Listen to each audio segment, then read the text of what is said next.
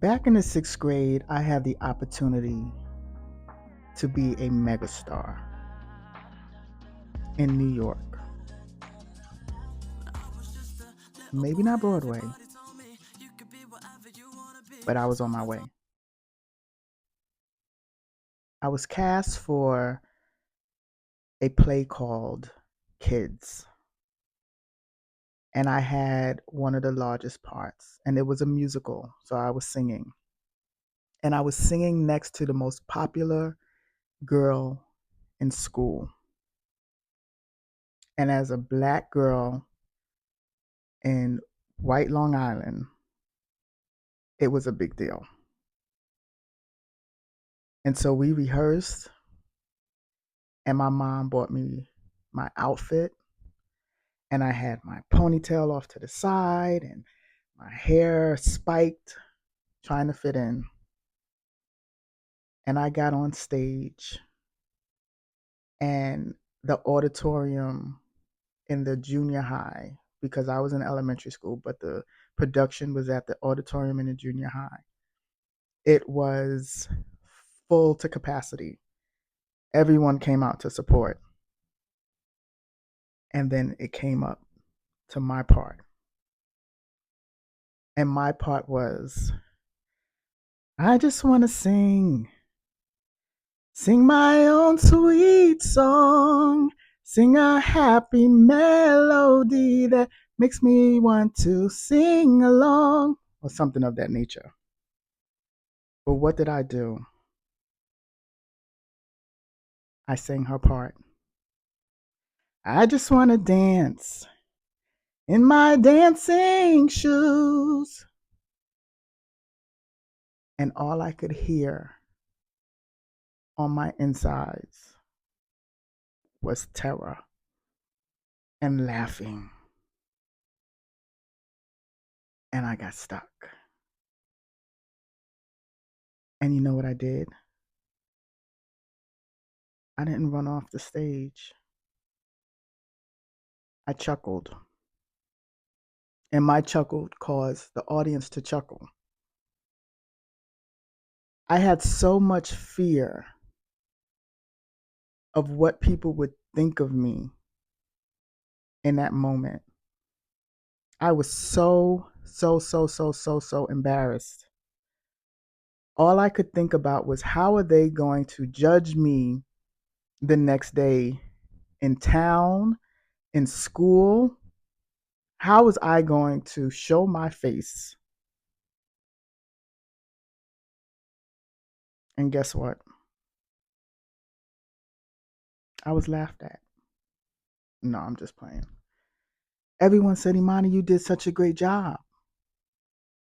And you know why? Because they really didn't know what part I was supposed to have. They didn't know if I was supposed to sing the I Just Want to Sing or the I Just Want to Dance part. And because she was so quick witted, she sang my part because I sang her part. But on the inside, I felt so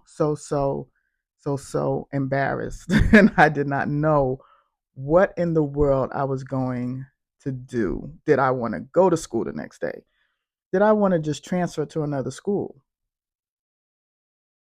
I was so completely just out of mind because of that. I share that story because a lot of times we go into certain situations and we've already in our mind created a false outcome, the worst outcome. We don't think that there's a possibility that some people just don't care. They just don't care. They're not looking at us. They're not thinking about you the way that you are thinking about you. You are the hardest person on yourself outside of everyone that you probably know. You judge yourself harder than anyone probably could ever judge yourself. You go into certain goals and aspirations believing that they are not going to succeed, when you haven't even given it a chance. And you have to look at yourself and ask yourself, why do you do that? Why do you go into certain situations without even, you know, understanding why it is that you do that? What's the purpose of that? Why have you already failed before you started in your mind? Where does that behavior come from? Now, if you've done any of the work beforehand, then you probably know where that comes from.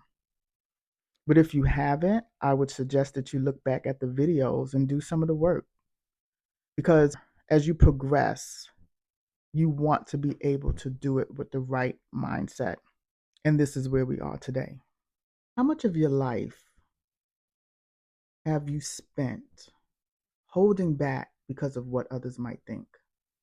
Fear judgment often stems from the desire for validation, and that fear shows up as procrastination, perfectionism, and self doubt, and it's keeping you from being authentically you.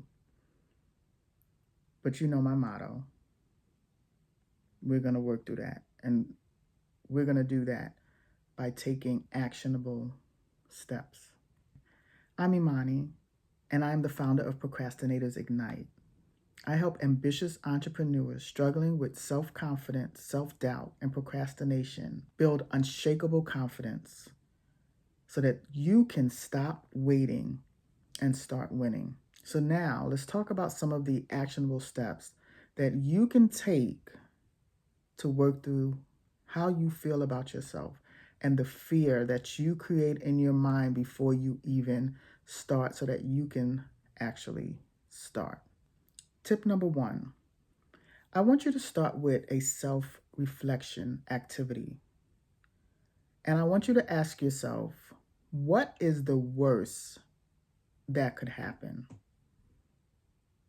And if the worst doesn't kill you, then I want you to take action. And it doesn't have to be full action because we're all about small steps, but take action nonetheless. So if it's speaking in front, start with a small group that you trust that will give you valuable feedback and constructive criticism. Start there first. Tip number two, I want you to start building some muscle memory and take a small, bold step. What does that look like? Offer an opinion that you might feel might be different from what everybody else thinks, like a small opinion. Nothing too crazy that's going to just get out of whack, but offer an opinion and hear and think how people respond to that opinion, because that's going to give you and build the muscle to put yourself out there and to be able to receive maybe some criticism about what you think so that you can realize that it didn't do anything to you. It didn't hurt you. You're still living. You're still able to survive. So try that as step number two. And probably the biggest step of all is step number three, where we reframe criticism as feedback. Remember that every criticism is not there to tear you down. There is a such thing as constructive criticism, and it's there for you to learn and to grow. And if it does feel like it's tearing you down, you don't need that. You can push that to the side. But start training your brain to accept criticism as feedback and as a learning lesson, and realize that it's only there to help you. By adopting this mindset, it's teaching you to value learning over validation.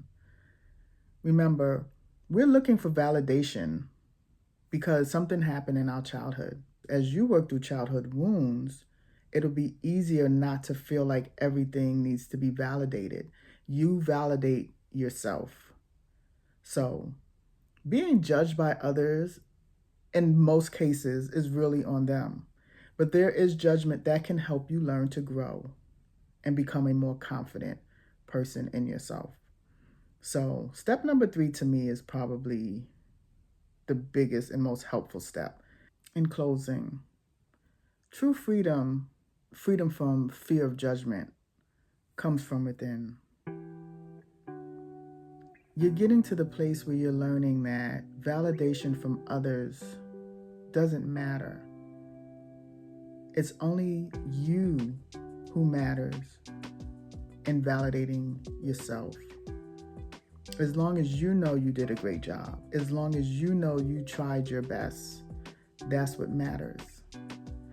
And if you do trust someone's opinion and you ask for it, know that it comes from a place of love and that you should be learning from the information that they gave you, not taking it as the source.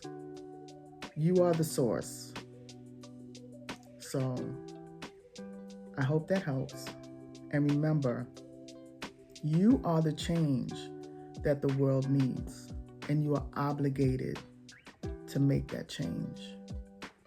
So until next time, take care.